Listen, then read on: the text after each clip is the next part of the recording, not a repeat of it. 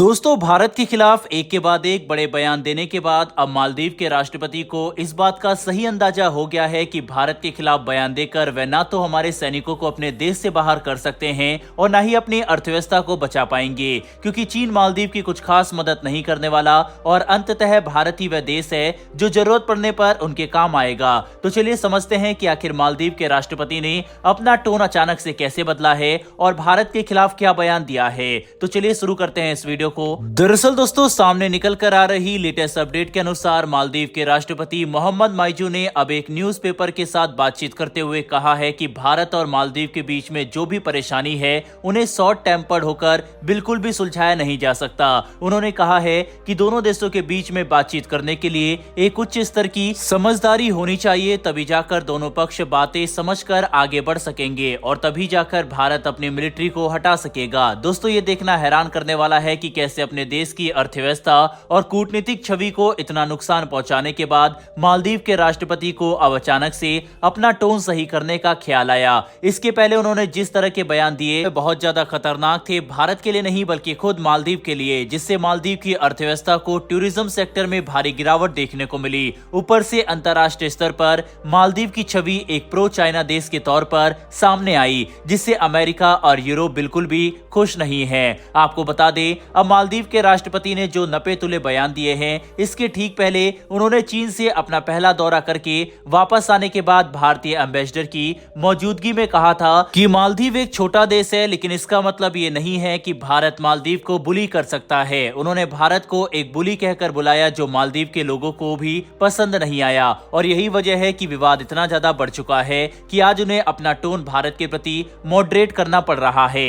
बता दें, मालदीव भारत के लिए काफी महत्वपूर्ण है। इस देश में हमारे लगभग 80 सैनिक तैनात हैं, जो कोई खतरनाक हथियार नहीं बल्कि हेलीकॉप्टर और एयरक्राफ्ट ऑपरेट करते हैं। यहाँ पर जो भी इक्विपमेंट हमने तैनात किया है वह सभी आम जनता को मदद करने के लिए और सर्विलेंस के लिए है, लेकिन इनमें से किसी का भी इस्तेमाल मालदीव के राष्ट्र हित को खतरे में नहीं डालता। पर फिर भी इंडिया आउट कैंपेन के बाद सत्ता में आए मोहम्मद माइजू भारत के खिलाफ इसका बड़ा मुद्दा बना रहे हैं। लेकिन इस बार मालदीव के राष्ट्रपति ने जो बयान दिया उसे देखकर ऐसा लगता है कि अब आगे जाकर वे अपने बयान काफी ध्यान से देंगे, क्योंकि लगातार भारत को नाराज करके ना तो वे ज्यादा दिनों तक सत्ता में रह सकते हैं और ना ही अपने देश का कोई विकास कर सकते हैं, जिसकी वजह से आखिर में उन्हें भारत के साथ टेबल पर बैठकर पूरी समझदारी के साथ ही बातचीत करनी पड़ेगी। तो फिर ऐसे भड़काऊ बयान देने का कोई मतलब ही नहीं बनता, जो उन्हें अब जाकर समझ में आ रहा है। यही वजह है कि लगातार भारत और मालदीव के डेलीगेशन के बीच में लगातार मीटिंग हो रही है ट्रेड और म्यूचुअल सिक्योरिटी को लेकर, जिसका आर्टिकल भी आप अपने स्क्रीन पर देख सकते हैं। इससे साफ जाहिर होता है कि आगे चलकर भारत और मालदीव के रिलेशन सुधर सकते हैं। बहरहाल, बढ़ते हैं हमारी दूसरी खबर की तरफ। ये खबर भारत में आने वाले $100 बिलियन के विशालकाय इन्वेस्टमेंट को लेकर है, जो अगले 15 साल में देश के अंदर बिजनेस, ट्रेड और इंडस्ट्री को पूरी तरह से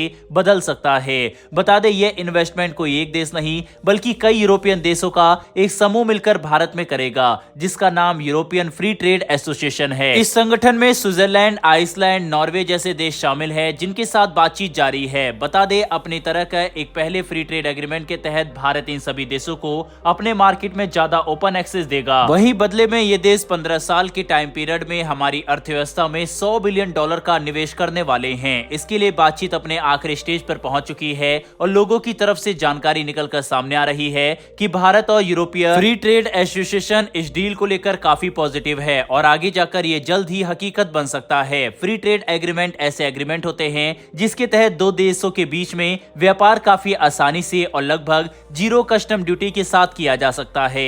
इससे न सिर्फ दोनों देशों के बीच में सामान का इंपोर्ट एक्सपोर्ट आसान हो जाता है, बल्कि स्टूडेंट और प्रोफेशनल के एक्सचेंज में भी मदद मिलती है।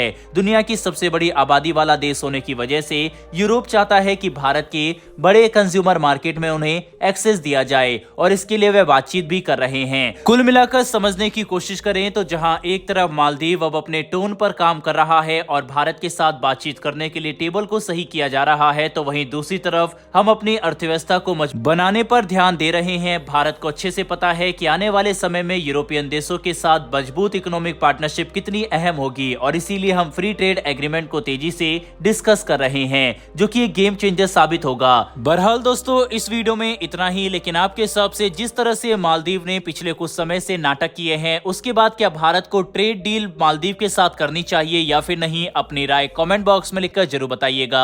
साथ ही अगर आपको यह इन्फॉर्मेशन और वीडियो पसंद आई हो तो वीडियो को लाइक करके हमारी आने वाली डेली डिफेंस से जुड़ी ऐसी वीडियो के लिए चैनल को सब्सक्राइब कर बेल नोटिफिकेशन को जरूर दबा लें। फिर मिलेंगे ऐसी एक नई वीडियो के साथ। धन्यवाद। जय हिंद।